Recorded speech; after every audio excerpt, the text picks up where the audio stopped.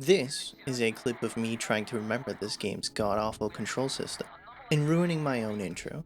I also happen to be starting the DLC completely by accident, so I started it with an almost finished save file so I could run through the ending of the game again, just to see if they changed anything. And despite following the main questline, it railroaded me into the DLC somehow. There were some quests where you had two objectives, and one seems to continue the main story and the other seems to take you to the DLC. What a strange way to start the DLC. So, you land on this space station, asking you really nicely to please not land on it. And so you gallivant right through the front door. You start having weird visions of ghosts reminding you of the ghost of Starfield who is already dead and buried. Why are we still playing this game? You see an emotional scene between two ghosts and one of them starts getting corrupted or whatever, and then starts shooting you with their gun.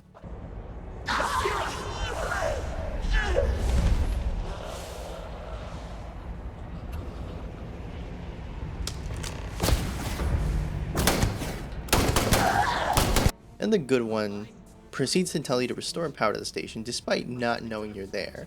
He just talks to himself out loud, I guess. Along the way, you run into, honestly, some of the best looking things in the entire game.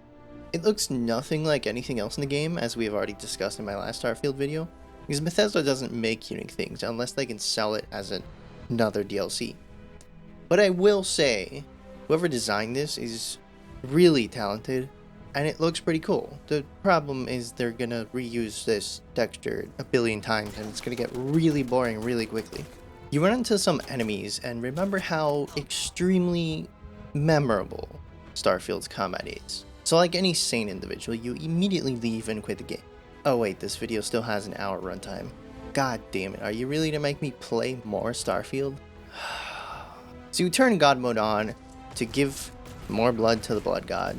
And then you press these three buttons throughout this station to activate the thing that takes you over here. I like to take this moment in space to show you how not purple this star is. Speaking of not purple,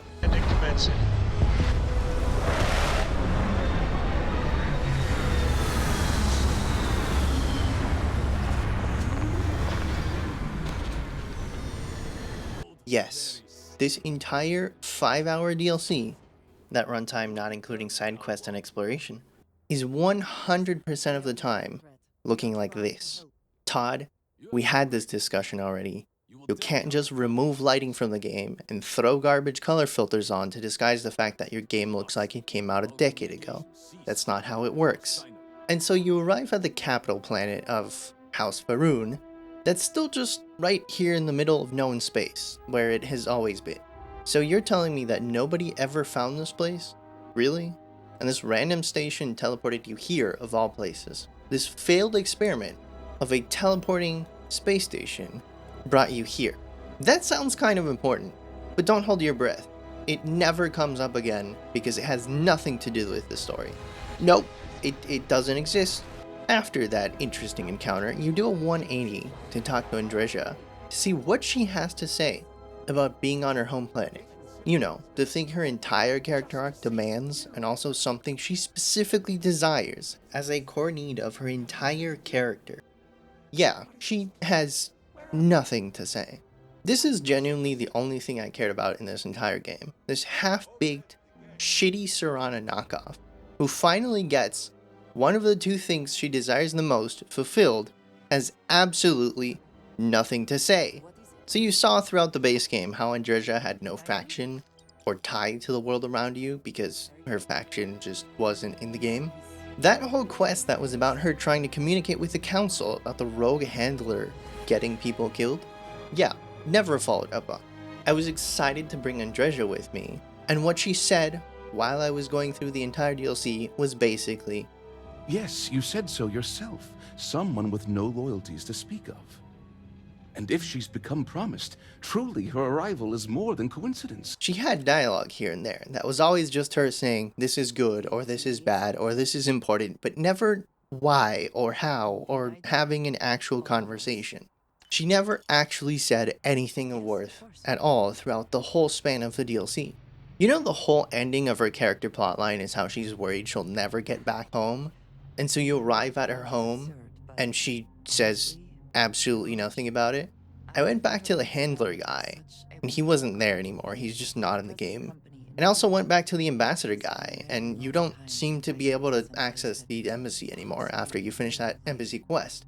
And so you can't talk to the only two people that would know about the story. You can take her to the council, which is a conversation that lasts a good 30 seconds.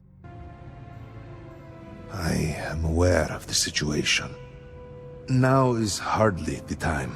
We need to focus on what may yet happen, not things that have already transpired and cannot be changed. And then that entire plotline ends then and there. And Andreja is never relevant for more than those 30 seconds. I think the greatest letdown of this DLC is that it wasn't about Andreja.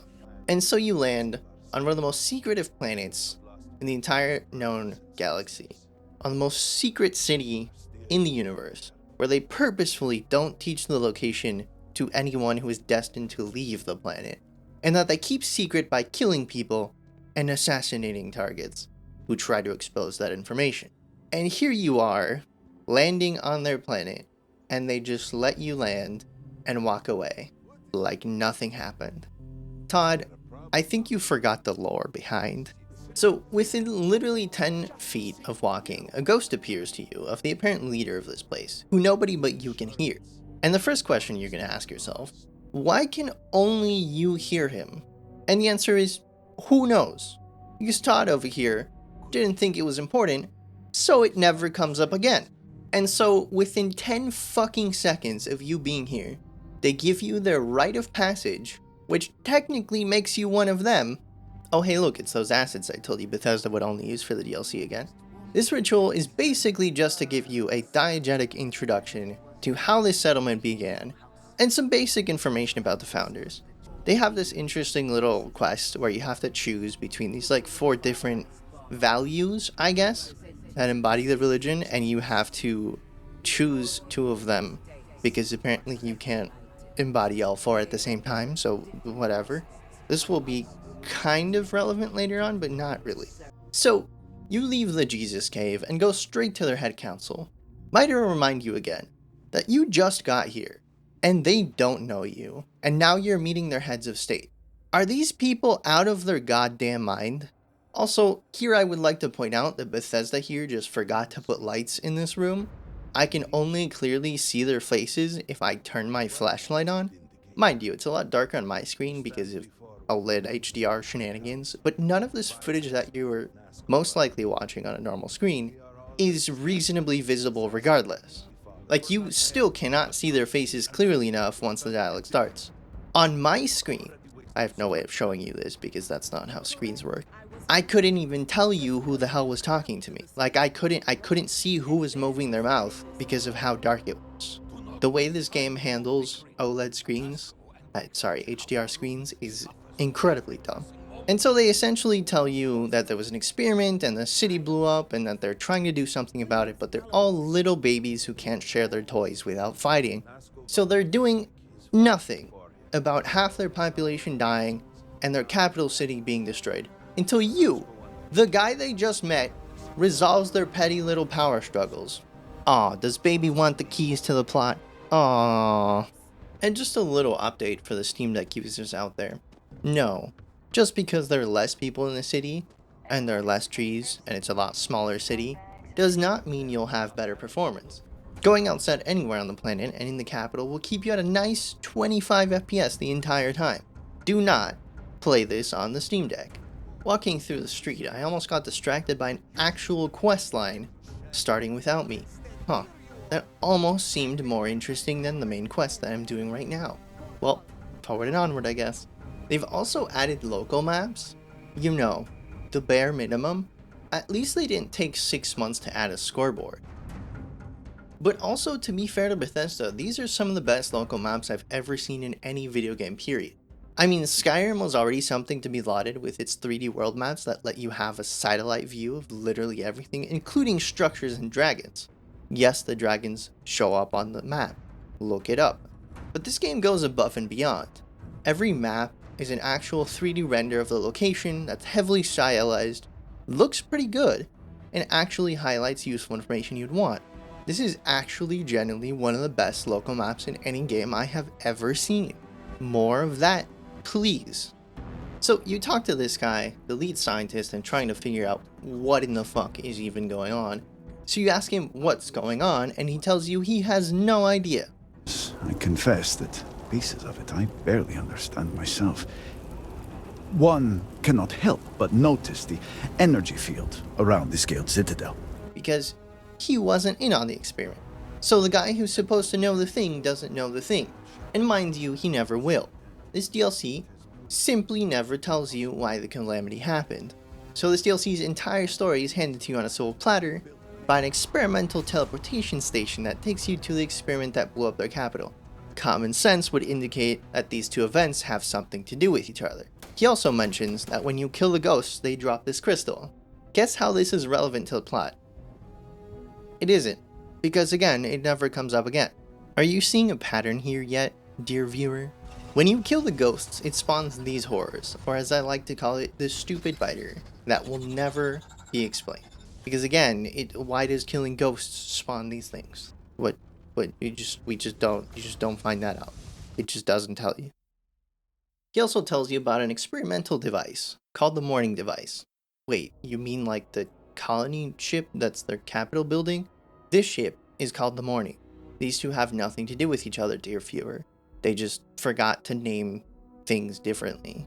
I'm gonna start going a little faster with the story here because we're 10,000 characters into the script and only about 1 hour into this 5-hour horror show. So you enter House Kadik to negotiate with the first crying infant. And so Razma here says that her scientist friend that the plot demands is taken hostage by zealots. You lore dumps about stuff that doesn't matter, and then you get this information from this guy after you tell him how beautiful and glorious his labor is. And so somewhere along the lines you learn that the zealots are backing House Kadik, and vice versa. One of her subordinates tries to convince you to simply kill the scientist and then blame it on the zealots to try to get the council to slaughter the zealots because she's scared people will find out her house is friendly with them. Woman, do you not understand the situation we're in? Did you forget that your city just blew up? No amount of research data can replace a whole scientist. Are you stupid? So you ignore her and go save your scientist. You get in your ship to travel to the location, but realize that there's not an alternate point of interest like the rest of the game is. They're all in the same instance. Wow, actual improvements in the DLC? Huh. So instead of taking your ship and teleporting there, you actually have to walk through this vast and empty open area of this game through the quote-unquote handcrafted map, which still has nothing in it. Mind you, I will say it does look more appealing than the randomly generated map. Like, this actually looks like a place where stuff happens, and not just like an empty field ripped straight out from 1.0 of No Man's Sky. Like, this actually looks half decent for once. But that doesn't change the fact that it's still empty. You say hi to Vasco, my beloved, and instead take your space car for a drive. You then discover that with a combination of God mode enabled and the new car they added, you can actually have a half-decent low-orbit flying vehicle. This is actually pretty decent. I'm sure it can't be too hard for modders to make this into an actual flying vehicle. Speaking of flying vehicles, does the base game not have enough weapons or ship parts for you? Here's an entire DLC based around one of the big 3 factions of the known universe that adds none of that. This DLC doesn't ever take you to space, so why would they add new ship parts or ships?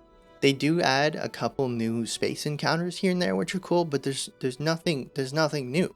Like this faction that refuses to use ships from other factions because your corporations aren't trustworthy or whatever, just doesn't have spaceships right now. They just don't exist. And another interesting thing is that this faction is supposed to be one of the big factions that has, like, you know, participated in giant wars and like taken over a third of the known universe, and is one of the 3 major political factions. And you're telling me the only colony they have is their capital city and nothing else? How exactly did these people participate in the war? How do they have anything to do with any... you know what? No. You just have to turn your brain off and stop thinking. It doesn't matter. It doesn't matter. You find the scientist, and she does the low-quality movie hacker thing where she takes over the whole building and turns the defenses on the zealots. You clip through the walls because this place is a maze and I don't care, and then save some other people who are never mentioned, and then you go back and interrupt the meeting between the head of the house and the zealots. The hostage arrives at the meeting, just to prove to the zealots that they no longer hold any power at this meeting, and the head of the house explicitly asked you not to kill the zealots as she wants to continue having relations with them. But crying babies don't get what they want, so you immediately shoot them in the face. And I guarantee blood will spill.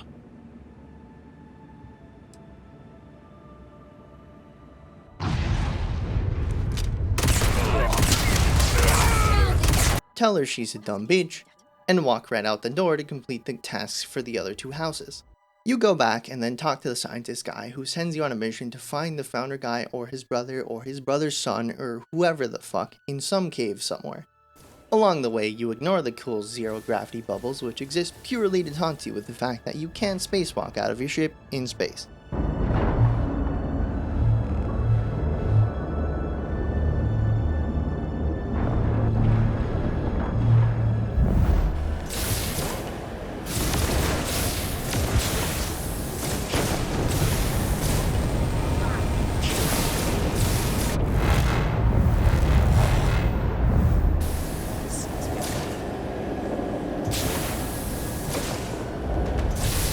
And then you arrive at the cave. This is another generic maze cave with glowy teleportation doors, which look awfully a lot like the glowy things from the space station. Yay, my favorite. You clip through the walls again because who has time for this shit? And you finally arrive at the end of the maze. You get to speak to Anasko Varun, who can finally hear you back. You finally meet the only person in this entire DLC who is actually capable of saying no. No. I have heard my grandfather's tale of the moment of contact. You are not what he described. And not just believing literally anything you say at face value. He doesn't really have anything relevant to say at all, so you leave.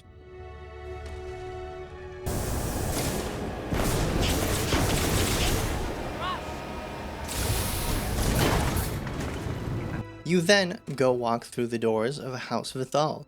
You walk in on the head of the house ordering his son's death and generally being another shitting and crying infant who can't cooperate with even his own most trusted members. Oh wow, they even added a voice line to call him a child. The audacity! I should have you arrested. Glorious. His son was supposed to take up the mantle of the head of the family, or whatever, but he doesn't want to do that. So he left, and so now his father tasks you with finding him and killing him, and gives you a couple leads on where to go. So you go to the bar he frequents the most,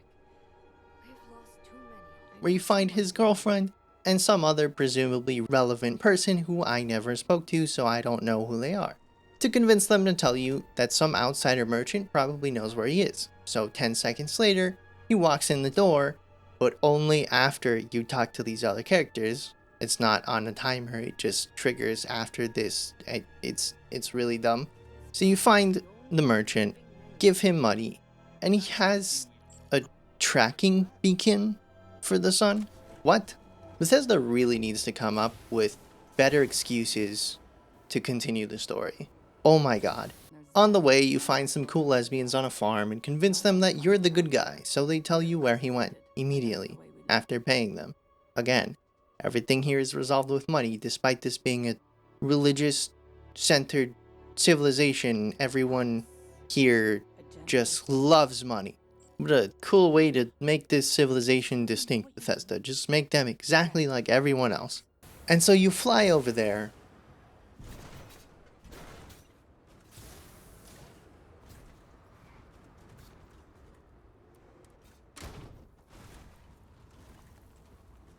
And spend an eternity looking for one single tiny note he just left on a table for him to spawn outside the door of his house.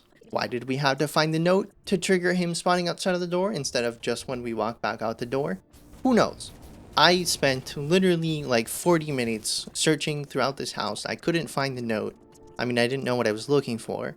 And he could have just spawned when I walked out the front door the first time, being confused as to why I didn't find anything. But instead I had to go in and out the front door 7 times, ask on the Discord what the hell to do, and then they tell me there's a little note, and I pick up the note that says nothing of interest, and then I walk out the door and then he spawns. Why couldn't that just happen the first time? So you start the conversation with him while discount bin Serana over here hides in the bushes like a pervert, and you convince him to give you his ring, so you can show his father and prove that you killed him, despite you not killing him.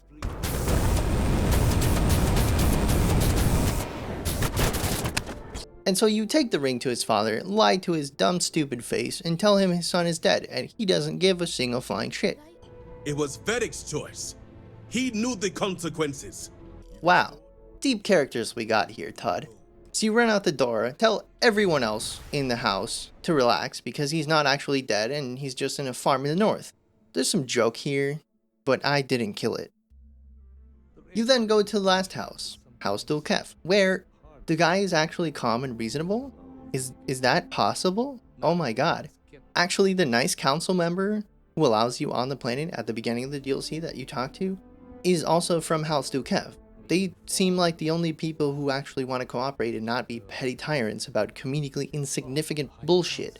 He tells you to find some plot device in a dam somewhere. You naturally fly there in your funny looking plane. I've gotta say, this is the worst looking water in any video game ever. Morrowind probably has better water than this game. Why does it look like Jello?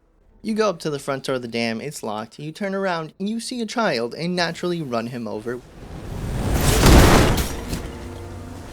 He's fine, I promise. He sends you to talk to this guy, who I'm sure is really interesting and has some deep story and lore about him, but instead you persuade him to give you the card within 3 voice lines, because you happen to have a high persuasion, and then you never see him again. You break into the dam. See, I told you he was okay. This dam is a water puzzle where you have to move the water up and down to access different doors and power cores. Yay, my favorite.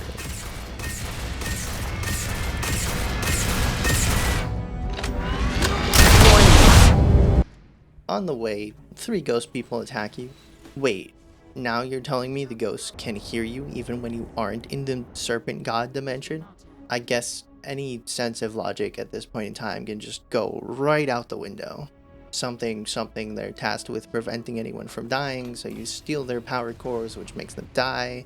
Wait, so ghosts are evaporated people? Those interlocks power our pods. You have killed Vedrasa. Huh, I wonder what this foreshadows for the entire storyline. This woman attacks you and will not leave you alone until you leave, so you leave her power core intact, just so she can suffer here for eternity, both alone and having failed her entire life purpose of having to protect the other 2 power cores. Take that, annoying bitch. Anyways, you ignore that, you take the plot device to the science man over here. He puts it in this giant gun that proves to me that someone at Bethesda can actually make half-decent animations and art.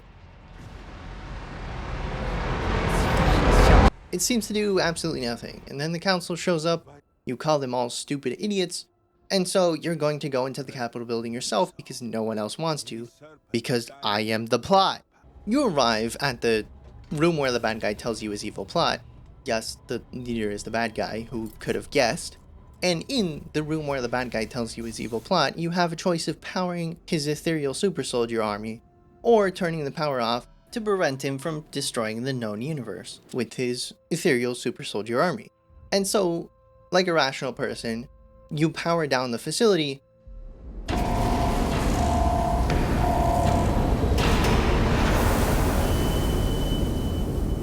What have you done? You've killed them all! And then they proceed to activate and attack you anyways, because why would your choices ever matter in a Bethesda game? You think you can override the will of the Great Serpent? Well, when you put it like that.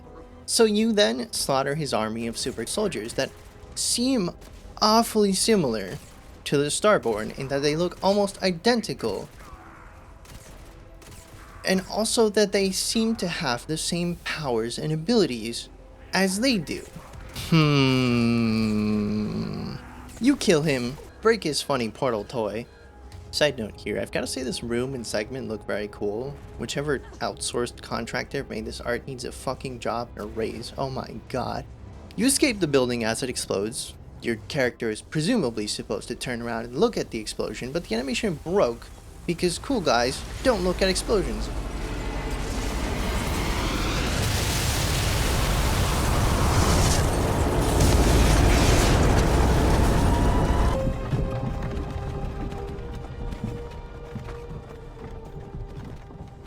I see we still haven't figured out scripted movement segments, Bethesda. It's been literally decades, and clearly there's been no improvements here. Because every time you seem to take away the camera controls from the character, everything breaks.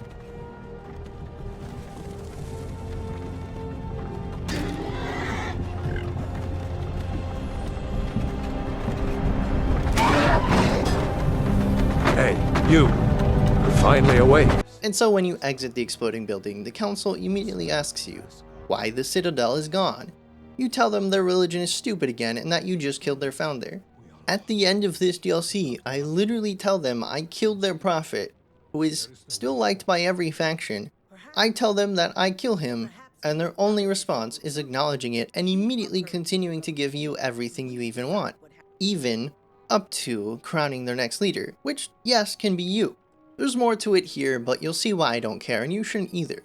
Throughout this DLC, you can select every possible antagonistic answer, do every possible thing to derail the story, and make everyone hate you, and these people will still give you their greatest held secrets. I did the opposite of anything they told me to do at every point in the story. The audacity! And I guarantee blood will spill.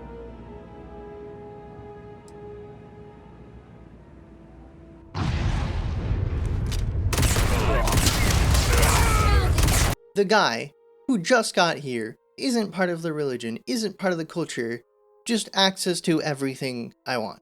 The base game had some depth and very limited complexity in player choice and agency, but this DLC has none of it. Not a single one of my actions throughout this entire place had any consequence at all. Each house gives you one choice, like the house gave you the choice to kill his son, or the other one that gave you the chance to anger the guy who was supposed to give you information, or to not kill the zealots. And I think those were the only two choices I saw throughout the entire DLC. And so naturally, at the end of this, you crown yourself the leader of House of Arun like it's the fucking Mages Guild over here. There's no one more deserving to be Archmage, in my opinion. Until next time. And the DLC ends. I would also like to point out that you literally cannot tell anyone in the base game that you know how to get to the Rune homeworld, or that this place exists at all, or that this story happened at all. Your choice in aiding or destroying the Prophet has no consequence on the rest of the world or the game, in any way, shape, or form. It does not tie into the game at all. So my conclusion on finishing this 5-hour horror story is naturally that the correct way to play Shattered Space is with liberal usage of God mode and no-clip, because that's the only way you're going to enjoy this. Don't forget to claim your half-baked car before starting it though, because that makes it a lot more interesting. Now that we're on the segment of suggestions, I would suggest opening the Creation Club. No, Todd, I don't care what you rebrand it to, it's called the Creation Club. If you're going to play this game, I suggest opening the Creation Club, ignoring everything that has a price on it, filter by Bethesda created content, and claim everything that is free. Then, you tell Arthmore to eat and install the community patch instead. And then if you have whatever the deluxe edition of this game is called, you should now have 1,100 credits to spend on something nice. I suggest waiting for something decent to come out, because right now there's not really many choices. There's some interesting, like, followers and stuff. Like, I saw there was another, like, Basco clone with, like, a different voice and a different model and stuff, and it looked kind of interesting, but I don't think it was worth money, you know? At the Bard's College! Like, some of the stuff that's coming out for Skyrim right now through the CreationClub is actually pretty cool. Like, they have entire guilds and entire quest lines, and they're pretty cool. But do not pay money for anything in here. I'm begging you. It's not worth it. Just go to Nexus and install mods like a normal person.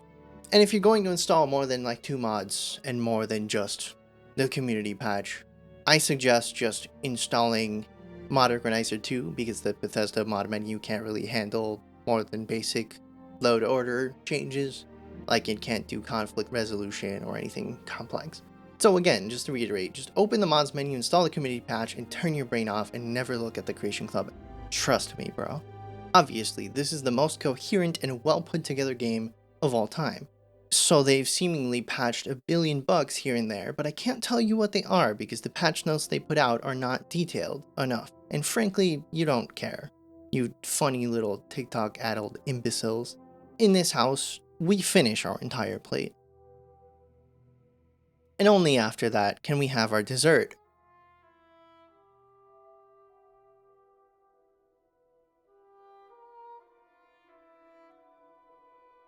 One completely unexpected upgrade they did was adding a difficulty and survival balancing menu. Now the player has control over every slider and value possibly related to difficulty and survival. And the best part yet, every slider increases or decreases the XP you get from activities, just like a normal difficulty setting would be expected to. This is so much more than what I asked for them to do. And frankly, I love this. This menu is great. We need more games like this where you can wrangle in the game's annoying difficulty and survival settings and make them your own. Other than Skyrim with mods, I cannot think of many games where this is a thing. Yet again, this is another feature that Bethesda stole from No Man's Sky and actually improved on. I wonder how many more features they will steal from No Man's Sky. Give me freighters. Give me carriers. Let me collect my ships on a bigger ship and move it around purely for the sake of dick measuring. Please, Todd, I'm on my knees begging. I need it. Also, they added ammo crafting to the game, except you need materials to make them that you can't produce yourself at an outpost. So the solution to having to go to the shop to buy mountains of ammo is now go to the shop to buy mountains of materials and then go back home to your outpost and make them into ammo yourself. Why would you do this, Bethesda? You didn't solve the problem, you just moved it somewhere else. What, do you not understand what the problem is, Bethesda? On a side note, but you have to bear with me here, we get to my personal conspiracy theory about the entire development cycle of this game. Now, House Va'ruun has 3 factions, despite all of its lore saying it's just one faction, technically 4. You have a choice between the people who help the genocidal religious zealots for profit, the stuck-up annoying rules liars who want to make the world fit into the bylaws, and the normal religion guys who are no longer violent, and then the religious zealots. Where have I heard of a faction that is entirely for profit and runs everything in the background with violent mercenaries, or another faction that people left because they were too annoying about rules and taxes? Here's where my brain starts connecting the dots. The base game has a giant synthetic hole where House Va'ruun was supposed to be, and an ending that makes no sense and is incredibly stupid and vapid. This game feels like they removed an entire faction halfway through development. And in this DLC about that very faction that was removed, you have 3 factions who happen to embody aspects of the main game's 3 factions. Just as if content was supposed to be part of something else but was cut out, and those loose ends had to replace with lesser versions of themselves. The enemies in this DLC also happen to both look and act like the Starborn that attack you every time you collect one of the armillary or whatever it's called pieces, and they use the same abilities and they have the same AI, and they're also, this DLC has an actual explanation for their powers and an actual real ending that makes any sense at all, which the base game doesn't have either of. It doesn't explain the Starborn's power because it's just like, fuck it, whatever, they're magic, who cares? And also this ending of the game functionally doesn't exist because it's not a story. It's not a story. Shit just happens and the game just ends. And so my belief is that this entire DLC was supposed to be the actual ending of the game, and that these two houses of House of Ruin were just supposed to be the United Colonies and the Freestar Collective, and that the Starborn's Unity and New Game Plus garbage, which sounds an awful lot like the House of Ruin Rapture End of Time story. You know, looping around the universe to consume the same content over and over, causing the end of this universe to birth the next for no reason at all, sounds an awful lot like some serpent stuck in a circle continually eating its own tail for all of eternity. Like, think about it. The Starborn have no purpose for existing, and if you add on that the Starborn were just the ghosts from this evil dictator guy, it would have just made the story actually be a story. But instead they artificially separated them and made two stories that honestly suck on their own, because they just wanted to sell you another $30 flaming pile of garbage instead of just finishing the game, I guess? I am so stressed about the Elder Scrolls 6 because the Elder Scrolls, all of the Elder Scrolls games are amazing. I love their lore. I love the 2 books. The MMO kind of sucks, but you know, whatever. It's great. I've played a billion hours of Skyrim. I've played hundreds of hours of Oblivion and Morrowind and Daggerfall, and nobody's played the first one. Let's be real. And I hope, I pray that they can get their shit together by the time their presumably next game releases sometime within the next 5 years, because this is not good. The last time this company has released a good video game was 2011. Ever since then, they've released Fallout 76, Fallout 4. Fallout 4 is decent, but it's not good. Like, it's a decent held together game, but it's only made good by mods. It's not a good game. The Elder Scrolls Online. I know they technically didn't make ESO, I know, but it's the Elder Scrolls. Bethesda has absolutely, like, been hovering over them, being like, hey, you can't do that in the lore, and, like, limiting them and giving them notes and stuff. They have something to do with it. It's not like it's a completely different entity. And I'm so stressed about it, because I can't have another of my favorite video game series die on me and produce garbage after garbage after garbage. And I can't have the Elder Scrolls be another one. Anyways, sorry for that side note there that lasted a good 20 minutes. Thanks for watching. Like and subscribe for more of whatever this was. And if you enjoyed it enough and want to help out, check out my Ko-Fi, where you can donate and make suggestions. Thanks for watching.